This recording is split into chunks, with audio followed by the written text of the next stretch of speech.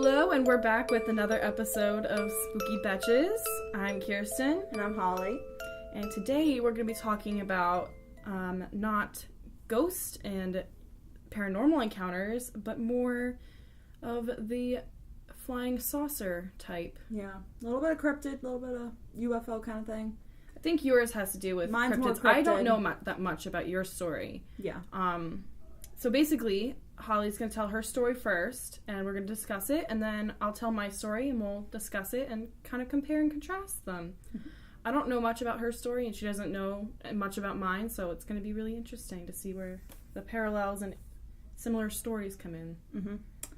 All right, so I am going to be talking about the Enfield horror. I'm going to call it Enfield horror. Yeah, okay. And it happened in Enfield, Illinois in the 70s. It started April 25th, 1973, when this young boy, Greg Garrett, was attacked while playing in his backyard. And he was attacked by this creature that he described as three-legged, grayish, slimy-skinned, and, reddish-eyed. Oh. And he clearly had been attacked because his tennis shoes had been torn up, and he said they had been torn up by the claws on the creature's legs. So did it jump for his feet? It was it said it was clawing at him, and his maybe as he was running away. Yeah, and it was I think it was clawing at him kind of overall, and was scratching at him with the feet. Okay. The 3 legs. Okay, that makes much more sense. Okay. But that wasn't really, weirdly enough, the incident that kind of incited this becoming a big thing. It was what happened 30 minutes later nearby when Henry McDaniel and his wife came home, and their kids, Henry Jr. and Lil, complained that something had tried to break into the house while their parents were gone, and it had scratched on the front door and on an AC unit that was in a window, and pretty much right after they'd been talking about this, or even I think mid conversation, they heard a scratching at the door. Oh. And yeah, and Henry McDaniel, the father, just figured it was an animal or a stray cat or something. So he just went to the door and he opened it, and he found a creature that he later described, and this is a quote, as having 3 legs on it, a short body, 2 little short arms coming out of its breast area, and 2 pink eyes as big as flashlights. It stood 4.5 feet tall and was grayish colored. It was trying to get into the house. So this is just 30 minutes after this little boy is attacked. It's a creature that's ridiculously similar to what the little boy described. Yeah, if you could see my face right now. Yeah. And so McDaniel slammed the door, as anyone would.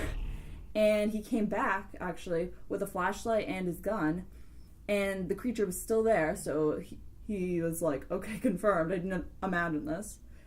And he shot at it 4 times, and he later said, "When I fired that first shot, I know it hit. Or, I know I hit it." Because he shot it, and it, hissed loudly at him. Actually, these kind of, loud hissing noises became, something that people were later hearing, and they described sounding like a wildcat, almost. And then it hurried off into the woods towards, this railroad that was in front of his house.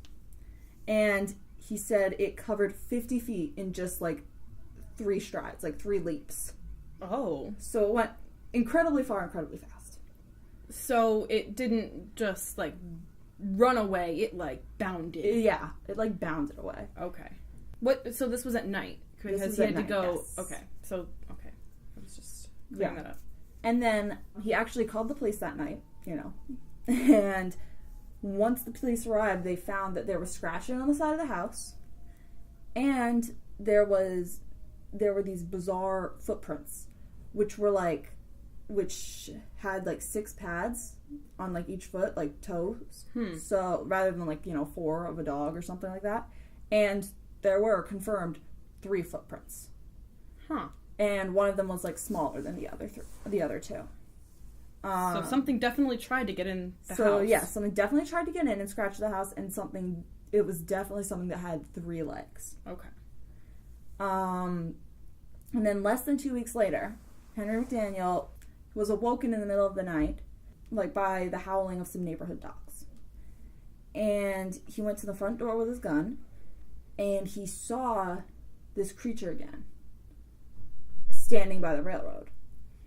And he just kind of watched it, and he said later, "I saw something moving out on the railroad track, and there it stood. I didn't shoot at it or anything. It started on down the railroad track. It wasn't in any hurry or anything." So, something about, like, the railroad, it's staying near. Mm-hmm. So the railroad became kind of, like, near his house particularly, became, like, an area of interest for people, because after this second sighting, there was actually, not only was there, well, panic within the town, but there was also, like, a lot of people kind of starting to flock to the town out of, like, interest and curiosity. So there were people who were, like self-proclaimed, like, monster hunters, and then there was also people who were just kind of, like, interested in the thrill of it or whatever. Like, to the point that the county sheriff even said, like, told McDaniel that if he kept talking about this, he was going to incarcerate him. Oh. Because it was, like, causing such a stir. Okay. And there was even a point where 5, like, amateur monster hunters were, like, kind of staking out the area around the railroad, and they claimed to spot, like, a identical creature, except for this time they described it as hairy.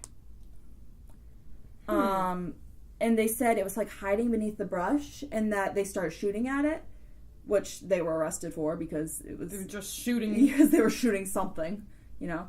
And then it hurried away, and they said it was at a speed, like, way quicker than a human could possibly reach. And 2 of the hunters in particular, Mike Mogul and Roger Tappy, described it as a gray monkey. So it's bizarre because it's like, it's the most bizarre kind of sounding creature. It's got 3 legs and then, like, 2 short little arms. But then people are also describing it kind of as a monkey. And, I mean, some people have even, like, theorized that it was, like, an escaped kangaroo because of the way it can jump. I don't know why it would have 3 legs. Yeah. But, I mean... I guess maybe they're thinking maybe the tail was, like, messed up or something. That's like a good thought.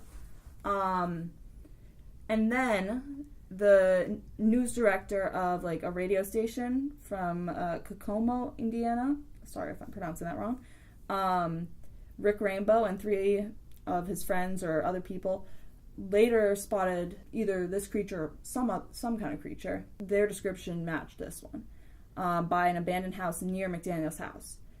And they were only able to see it enough to, like, say that it was about 5 feet tall, gray, and stooped over.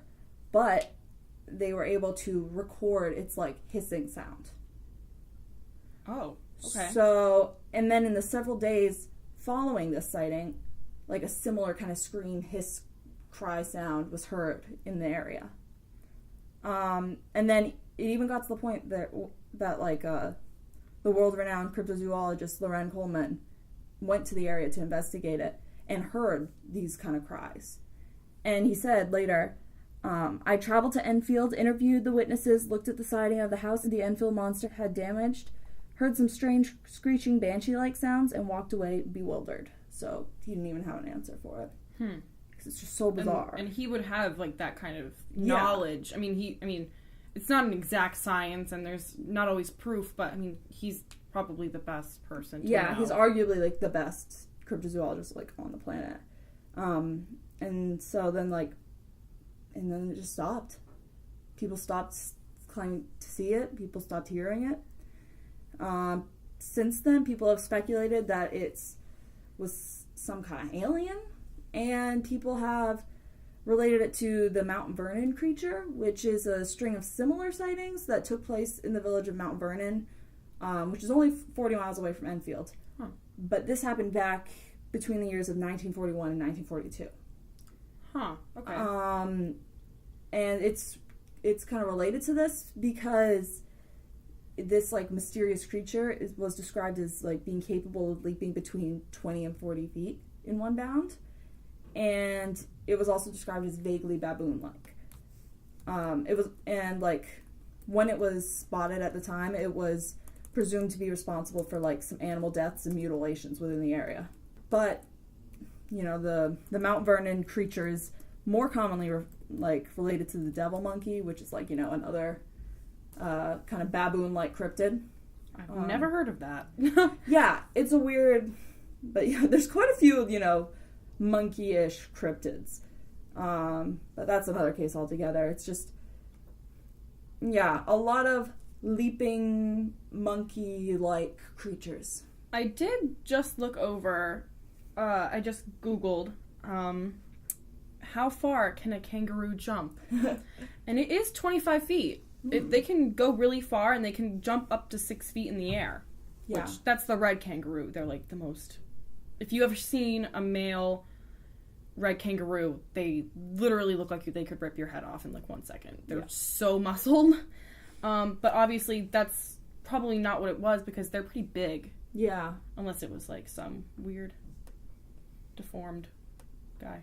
Mm-hmm. But yeah, how weird is that?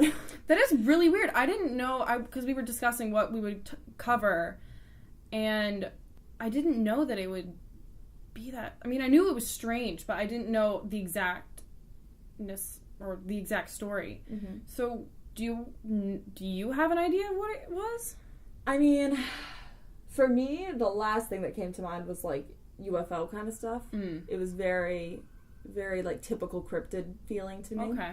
I don't know if it's some kind of like not mutilated, but like bizarrely adapted creature or something like that, or I don't know what it is, but it's just so odd because it did leave traces, you know? Yeah, it like did leave there scratches, it left the footprints, and there was definitely something. Yeah, and I want to know why it's hanging out near railroads. In fact, it really creeps me out that it's hanging out near railroads, because I just get this image of like bizarre cryptid type creature, just like hello, like, out of the forest. Yeah, well, I get the image of it like clinging onto a railroad and like like, you know, traveling around like that. So, But do you think it has a connection to the 1940s incidents? It sounds like it does. It could be related. It's just so odd to me, because when I picture it in my head, from like the more specific descriptions of like, it has 3 legs, it has slimy gray skin, you know, it's got whatever,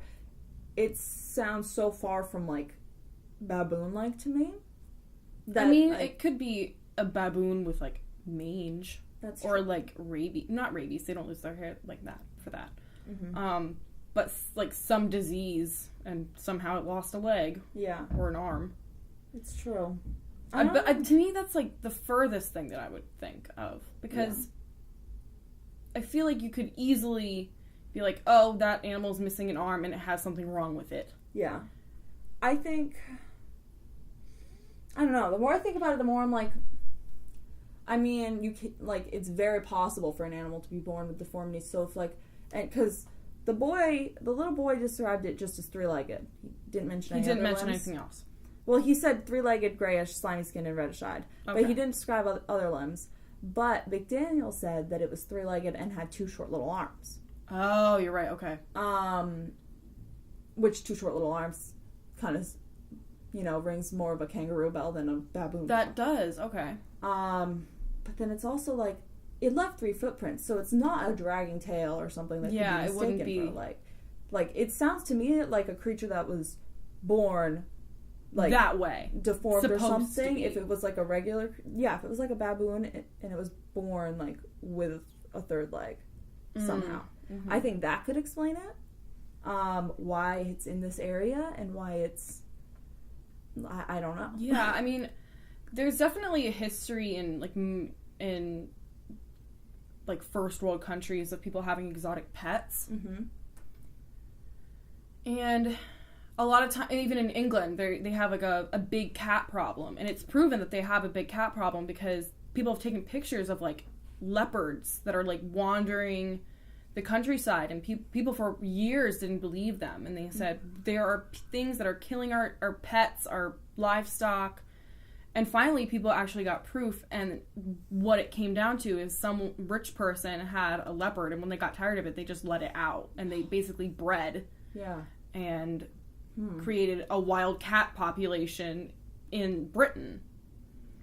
And that also kind of explains Hound of the Baskerville, because that's a theory that it was like, oh, it's the hounds of hell, but it really is probably some rich dude got tired of his leopards and let them slip out. That was a rant and went kind of off topic, but I mean it makes sense. Yeah. It's very odd. Maybe it was born like that and they were just like, I don't want to keep it. Yeah. And let it run out. That's a good point. If somebody was like breeding exotic animals or something, and it was born that way, it would make sense for them to just get rid of it. Yeah, it's really odd. It's odd to me how it disappeared, and like, because I mean, the fact that it's hanging out near railroads, you could assume that it probably got hit by a train at some point. But maybe, there's no mention of like a body ever being found. You know, you'd think somebody would have eventually found it if they just died out. That part to me makes me think it is extraterrestrial, because it just disappeared. Come in a city nearby, it left, and then came back. That's true. But to me, that would mean that they would have to have a higher intelligence than to operate a vehicle or a spacecraft or whatever. Yeah. Have his spacecraft driver's license. But to me, it doesn't sound like it has that intelligence. It sounds like a wild animal, like a wild creature. Yeah, for sure. Do you want to discuss anything further about it, or? No, I'd like to hear yours, and then we can maybe do some comparing and contrasting, because I'm at a dead end with this one. Yeah, comparing it to this one, I think it definitely has no similarites. No? Not a lot. There's some, but not, probably not. Okay. Well, I gave you that, like, I suggested that story to you thinking, oh, it might be extraterrestrial. I don't know what it was. But obviously I was wrong. So this episode is actually cryptid and UFO. So now I'll do my story, and it's known as the first case of alien abduction brought to the attention of the public. Obviously, there is Project Blue Book and all those cases, and we can go through those one day. But I believe this has a connection to Project Blue Book, and basically Project Blue Book, as the shortest way I can put it, was a government-sanctioned office, I guess you could say, or investigation into UFO encounters. I would say from like 1947 when Roswell happened to the 70s. I don't know if that's correct. I could be totally wrong on the dates, but I know it happened. It was around in the 60s. Okay. So my story is Betty and Barney Hill, who lived in New Hampshire. Barney was a black man and a postal employee who was 38 in 1961 when this story begins. And Betty was a social worker, a white woman, and 42 at this time, and they were a married couple. And even just to, obviously, I don't really want to glance over the fact that they were a mixed-race couple. It would have been a little bit difficult, even though they lived in the North, what us Americans call the North. But I didn't find anything saying that they had any issues or any prejudice against them. They lived in Portsmouth, New Hampshire. And Barney worked in Boston, but he commuted every day. In the fall of 1961, Barney started developing ulcers in his stomach, and the doctor told him to basically take it easy at work and take a vacation. So Betty arranged her schedule so that they could take a vacation to Canada. They took a weekend. They brought their dog Delzy, who was a dachshund, and only stayed in hotels that would accommodate them. And they returned on the 19th of September, 1961, at night. And it was around a 5-hour drive in both ways. I found one person saying it was a 4-hour drive and another person saying it was a 6-hour drive. So I'm going to go down the middle. It was around 5 hours. They stopped to have a burger on the way home. They were taking their time. Obviously, they wanted to get back because home. But At around 10:15 p.m., Barney started noticing a light in the sky and pointed it out to Betty. They first thought it might be a planet because of the size, and then started realizing because it was moving that it was definitely not a planet. Betty immediately went to, it's a UFO. Her sister had a sighting before, which I think is kind of interesting. Mm-hmm. And had told her about it, and so she immediately went, oh, it's a UFO, it's a UFO. Barney insisted it was a satellite, and was like, you're crazy, you're being silly. They kept going, they stopped so the dog could go to the bathroom, and Barney kept binoculars in his car and looked at the light. In the original I'm going off a website called ufoevidence.org, and also their original testimony to what happened, which is published, and you can read it online, actually. At this point, it didn't say what he saw. They continued on, reaching Flume, New Hampshire, and the light was still following them, and started moving in a Z pattern towards them. So it was coming down in a Z formation, which I've heard before in UFO encounters. At Indian Head, which is a mountain in the Catskills, they stopped and took another look through the binoculars, and Barney said he saw multicolored lights and a row of windows on a pancake-shaped object, and that is a direct quote.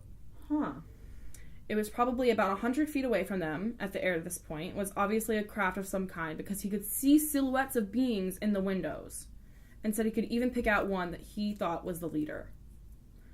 Weird. Which I think is weird, because why would he immediately be like, that's the leader, I know that one? Like, why would he immediately think that one's the leader? Did he ever say why he thought that, or he just thought... Well, it'll come back a little bit. Okay. So they quickly got back in the car and, like, drove off, wheels squealing, which I think is completely understandable. Yeah. They couldn't see it anymore, but they kept hearing an unusual beeping sound, or they just heard an unusual beeping sound. I don't know if it was coming over the radio or if it was just all around them, but it was not continuous. I don't know if it was like a 30-second long beep or like a minute. It doesn't say. Yeah. But 35 miles south of Indian Head, Ashland, New York, I believe, it happened again. And then supposedly they drove home the rest of the way without incident. Betty took off her dress when they got home, hung it up in her closet. This will come back later as a interesting point. They slept into the next day, into the afternoon actually, and Betty called her sister Janet and told her, or Jeanette, I don't know, and told her everything about what had happened. Okay. Janet told Betty to report the incident to the Pease Air Force Base, which is the local base of Portsmouth. I think that's how you pronounce Portsmouth? Yes. Okay. Barney did not like the idea. He really did not want to talk about it, but actually agreed to what his wife wanted. They both gave their statement to Major Paul W. Henderson of the 100th Bomb Wing. In a weird act of fate, the Pease Air Force Base was also home of the 509th Bomb Wing, which was in Roswell in 1947. Okay. When the whole Roswell thing happened. Yeah. To me, that's the kind of thing that's obviously a coincidence. Or maybe it's not, and they knew that there was some activity happening here. I don't know. So, this is the aftermath. Barney refused to talk about it. Okay. He did not want to talk about it. He didn't like it. But Betty became very interested in it, and went to the local library and took out books about UFOs. Some people think that's kind of suspicious. Other people are like, well, she had an experience and she wanted to know about it. Okay. She read Major Donald Kehoe's The Flying Saucer Conspiracy avidly, and she actually wrote a letter to him about her and her husband's experience. 10 days after the event, on September 29th, Betty started having nightmares that lasted 5 days and then ceased. Only 5 days. The nightmares involved the car stopping, her and her husband being led into the craft that they had seen on the night of September 9th. and 19th, I'm sorry. And she wrote down all the details. Mm-hmm. In the meantime, Kehoe had read the letter and gave the case, in quotes, to Walter Webb, a staff member of the Hayden Planetarium in Boston. He was a scientific advisor for the NICAP, the National Investigations Committee on Aerial Phenomena, Mm-hmm. and at Kehoe's request, went all the way from Boston to Portsmouth to interview the Hills. He interviewed them for a few hours and pretty much came to the conclusion that they were telling the truth because of their sincerity and the amount of detail they gave. Mm-hmm. I would assume that he interviewed them separately, as that is pretty much protocol for any interview. Yeah. But it doesn't say that. So then, I don't know how they are involved with this, but two men, Robert Homan and C.D. Jackson, made arrangements to interview the Hills in November 1961. These men were technical writers, which basically means that they write manuals. Okay. To tell people how to use a vacuum or different things.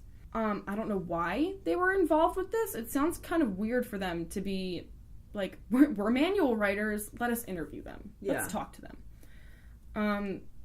Somehow they got wind of their experience and were immediately interested. Okay.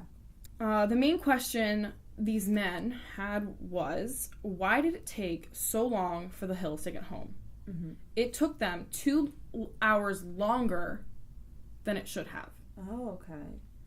So now we get into missing time. Yeah. Because the Hills only remember 5 hours of the experience. I just got chills. Yeah. And it took them 7 hours to get home. Mathematically, because it took 2 extra hours for them to get home. I don't know if it took them 4 hours or 5 hours, but let's say they took 5 hours and it took 7 hours actually. Okay. And they didn't notice at the time, though, the time had skipped. They may have noticed it, but didn't think really anything of it. Okay. They were just like, oh, I guess we Sometimes kind of zoned out. Yeah, long trips you zone out and lose track of time. And I totally understand that. You zone out, and then afterwards you're like, oh, okay. Or were you abducted? So a friend of the Hills, while Major James McDonald, who was a retired Air Force intelligence officer, sat down with the Hills when Homan and Jackson interviewed them. And he was the first one that suggested they be hypnotized professionally to try to recover the missing time. Okay. And this has never been done before, because this was the first case of... Well, hypnotic recovery, I don't know if that's the correct terminology, but it's existed for a long time. But it hadn't been used in this situation. But it hadn't been used in this situation. Okay. So, in March of 1962, the Hills got in touch with a psychiatrist about hypnosis, but decided against it for some whatever reason, or they put it off till later. I mean, I don't think I'd want to find out, you know? Yeah, I totally understand that, yeah. But that summer, Barney's ulcers that they originally took the vacation for started acting up again, and he actually thought it had something to do with emotional trauma or something. Huh. So he went to a psychiatrist, and this doctor was named Dr. Stevens. Dr. Stevens came to the conclusion that the experience that Barney and his wife had was important and could be the cause of his ulcers flaring up again. So the stress and not knowing what had happened to Dr. Stevens was causing the ulcers. Okay. He referred him, because he agreed that hypnotism would probably be a good idea, because he agreed that the missing time thing was a little odd, that they both supposedly zoned out at the same time. And he referred him to Dr. Benjamin Simon from Boston, who was experienced in the use of hypnosis for recovery of memories. Dr. Simon did decide that Benny and Barney should be treated for anxiety that stemmed back to the experience. He first worked with Barney, then Betty, and I wrote this in parentheses. I said, I think it's safe to assume they are not in the same room when the hypnosis took place, because if Benny heard Barney's account, it could influence her hypnotic period. Okay. That's just truth. I mean, I use hypnosis on my friends. I used it on Holly before. And you really want to be careful, first of all, not to influence anything. You don't want to say, like, oh, are you seeing something red? Yeah. Then they'll see something red. I mean, it's just power of suggestion. So you just say what you let them basically dictate it. You ask very general questions and they answer. And usual surprising detail. Also, having someone else in the room and then them being hypnotized can definitely affect the outcome. It took 6 months of hypnosis, not continuously, but they worked for 6 months to make the story clear of what had happened. So this is Betty's account of what happened.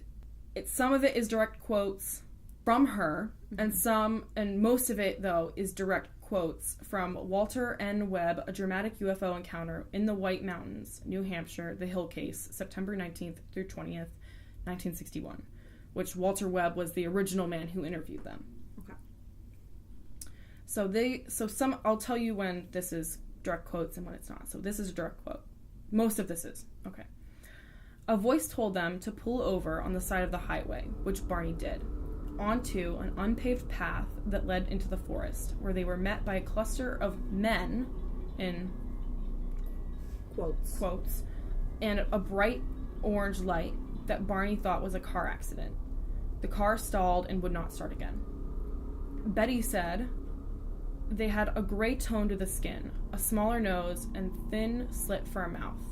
They had larger eyes than ours. They were both led into the craft and met with an examining room. They separated then.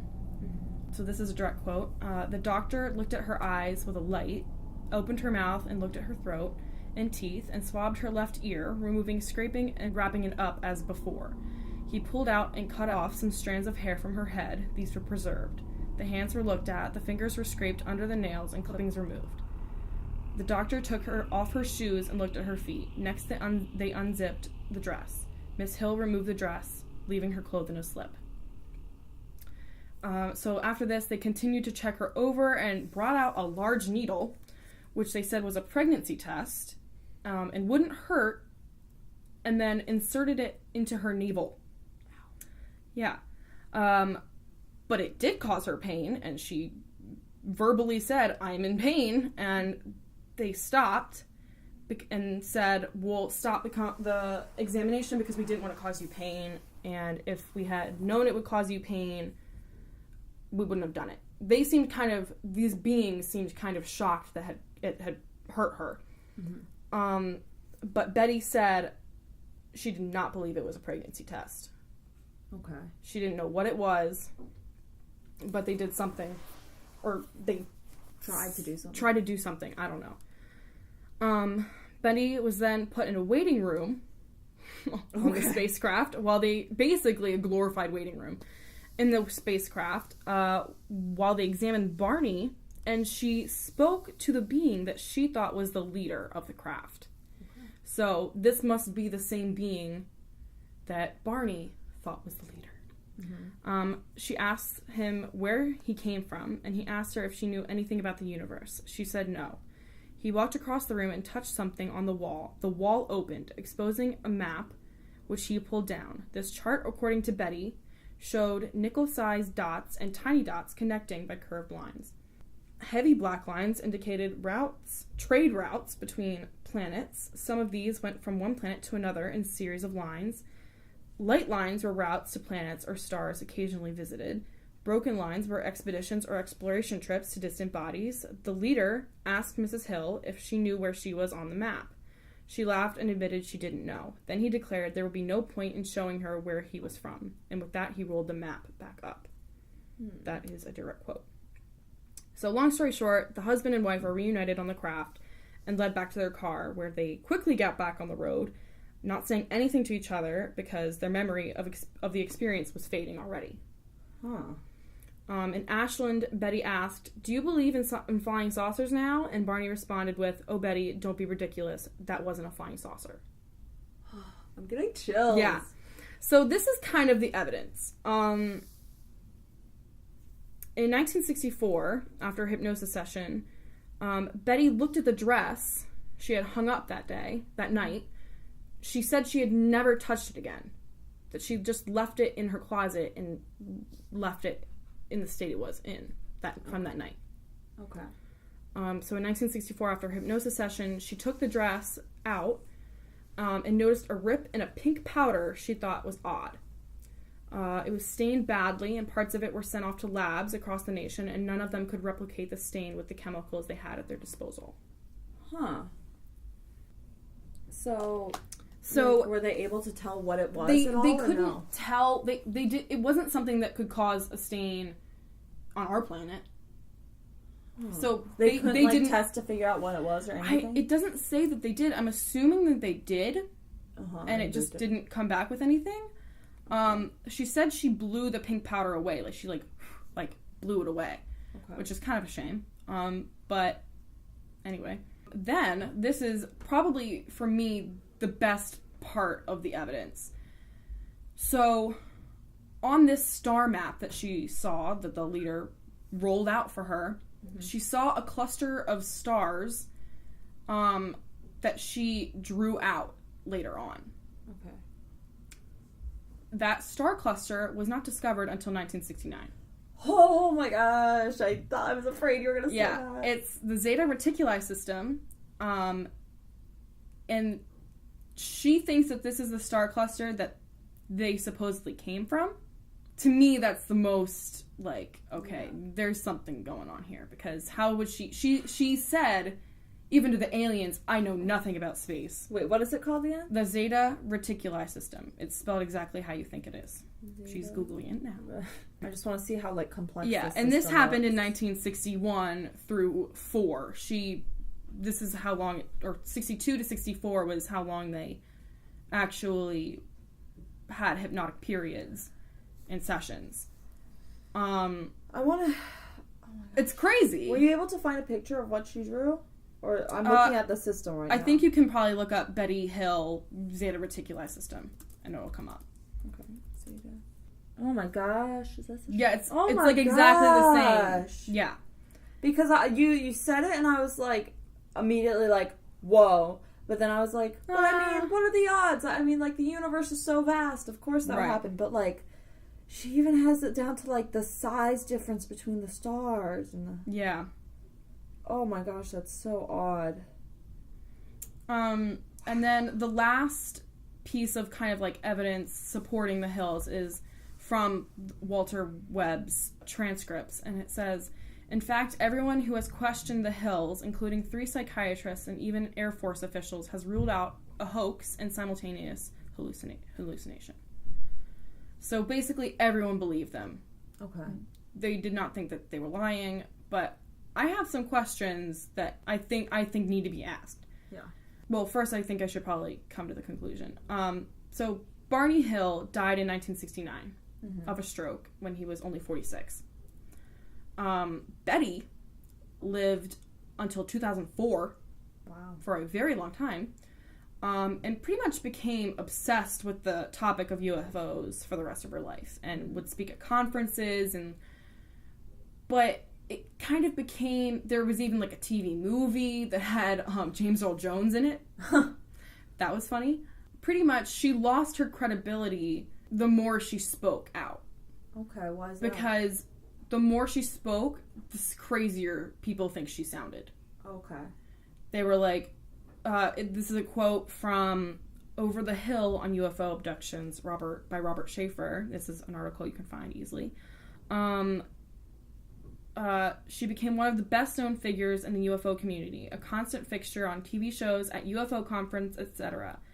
Whatever credibility she may have had once soon perished by her own hand. Basically, she would ramble on and on during conferences, during speeches, showing slideshows that were 200 slides long and sounding like a kook. Okay. But I guess I should get back to the questions. So why did she leave her dress in the closet for years and not clean it? Mm-hmm. I'm wondering if because clearly, since they hypnotized them to get the memories back, it was in there somewhere. And I wonder if subconsciously she just didn't want to interact with anything that was, you know, a reminder. Involved with it? Yeah, involved with it. I think maybe her mind was trying to protect her from it. But it is, it's very odd. It does seem very, I think, convenient. Yeah. It was also ripped. Yeah. And it didn't say in her accounts, I mean maybe it's in the transcripts of her actual hypnotic session. The only way you can get that is actually buying a book, and I don't feel like spending the money as I'm a student. But everything besides the transcripts say that she took off her dress willingly. Yeah. But why was it ripped? Yeah, that's very odd. And did they say, maybe I missed it, did they say, like, during her hypnotic session that was there any mention of, like, a pink powder during the whole? No. I don't think so. But I mean, she said that they unzipped her dress for her, and she just took it off and was left in a slip, and then at the end of the session, the examination, they just zipped her back into it.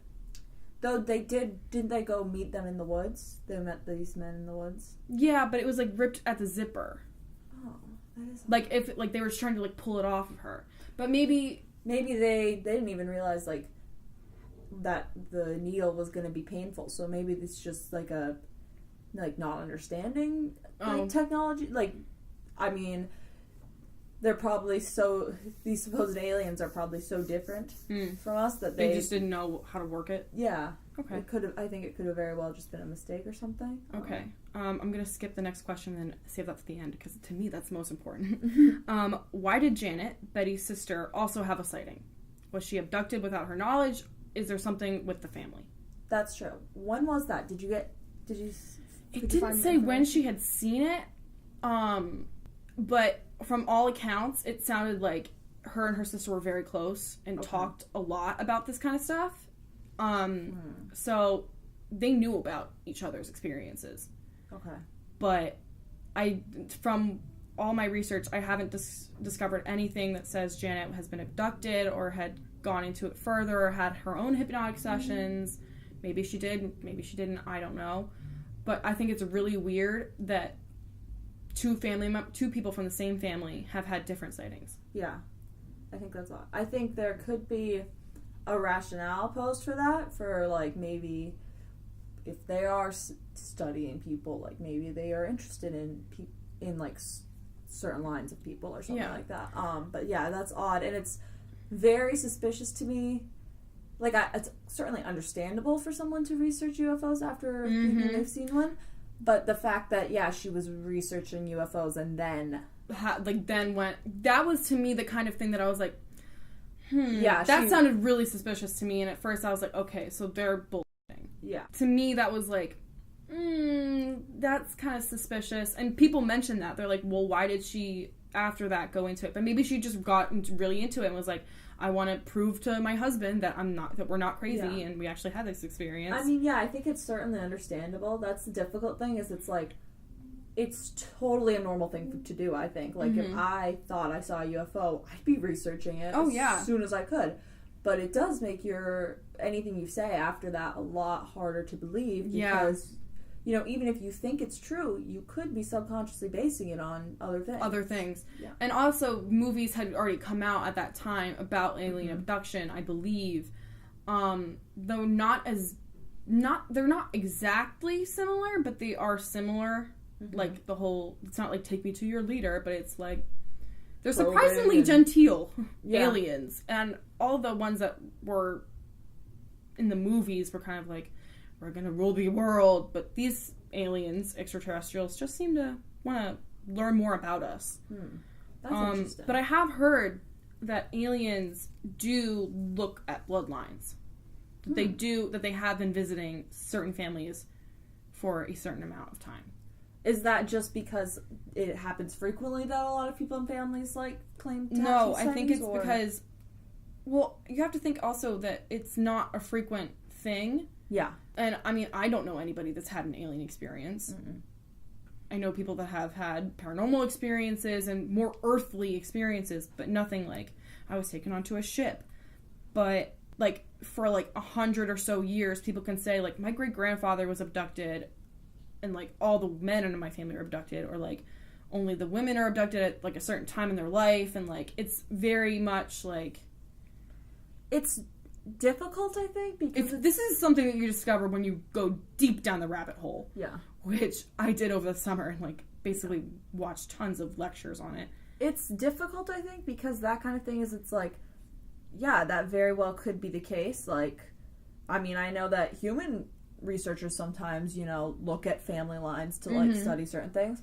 But then it can also be explained away with, well, power of suggestion. If people in your family are saying that's a thing that happens, then you're going to be raised to believe that it's a possibility. It did happen. And, yeah. And I think, and I'm not saying people are lying, but I do think the power of suggestion is very, you know, powerful. Yeah. And I think so often with this whole, like, the whole alien thing, it is stuff like, you know, lost memories that need to be, like, recovered through hypnosis, or are just fuzzy, or, you know, kind of difficult to articulate in, like, a normal way that we remember things. And again, the very nature of, like, the whole extraterrestrial thing kind of can explain away these weird contradictions, but they're still there. And I feel like a lot of our perception of aliens could very well just be, like, from pop culture, from trying to explain the inconsistencies and the things that don't make sense and make alien accounts come off as hard to believe. Yeah, that's true. But the explanations are actually good explanations a lot of the time, so it's a very bizarre kind of balance to try and figure out. Did you get any info on Barney's hypnosis? Or He was much less willing to talk. Okay. He did have hypnotic sessions. There was one point where he had an interaction with the leader before he met Betty, before the leader met Betty, that he was absolutely terrified. Okay. And in the recordings, he's, like, screaming. Oh. Like, God help me. Please, God help me. And then he said, when he got home, that for some reason he subconsciously just, like, checked his genitals.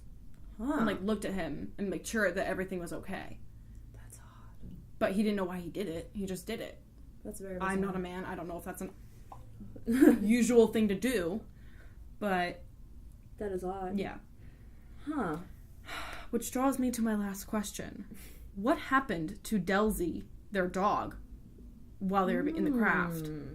She was fine, obviously, because they don't mention our dog was, like, mutilated.